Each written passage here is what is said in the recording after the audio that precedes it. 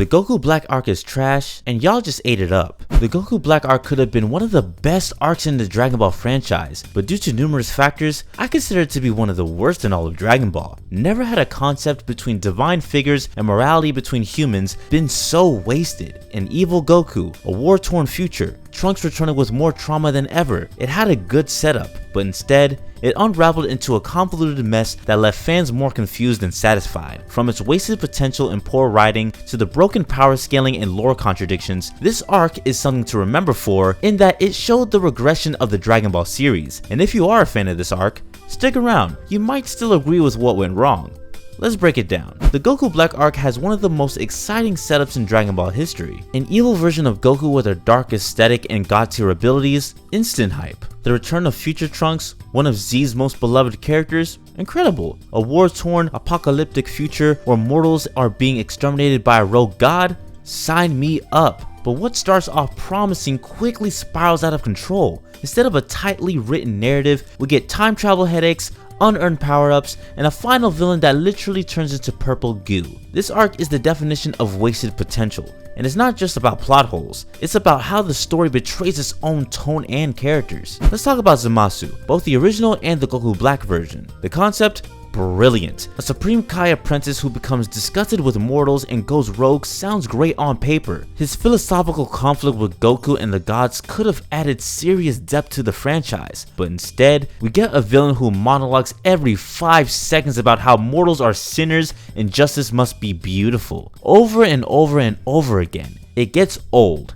Fast. Zamasu is supposed to be this intellectual threat, but he never evolves. He just gets louder, and fussing with himself, while it looked kinda cool at first, it only made things worse. Instead of one coherent villain, we get a schizophrenic god hybrid who loses all nuance and devolves into cliche evil character tropes. This arc obliterated any logic in Dragon Ball's power system.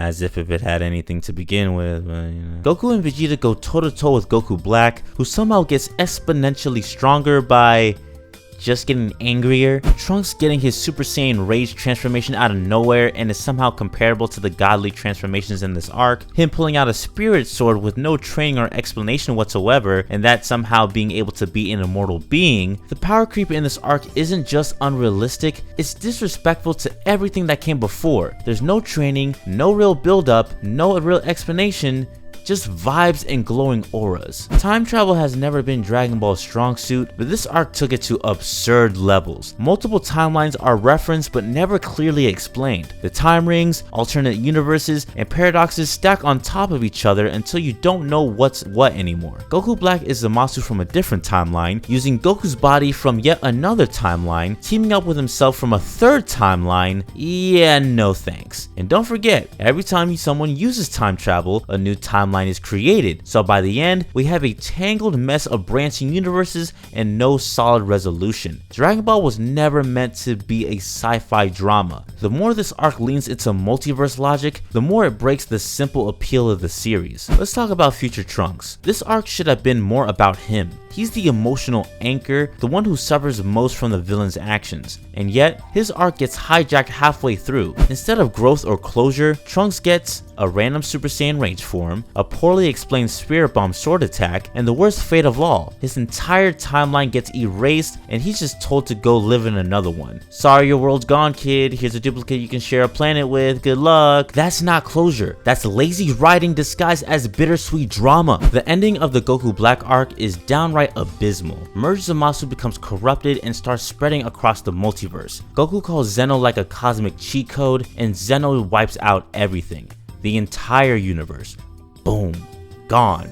And the solution? Just hop into another timeline and pretend none of this happened. What message does that send? There's no real triumph, no real victory, just a reset button. All that buildup, all that trauma, and the takeaway is, let's just run away from our problems. It's like none of it ever mattered. But what would matter to me at this moment is that you guys liking the video, so I know that you guys should enjoy this type of content. And if so, be sure to check my other videos, and by subscribing, you'll be able to get notified when I upload these type of videos. You won't regret it.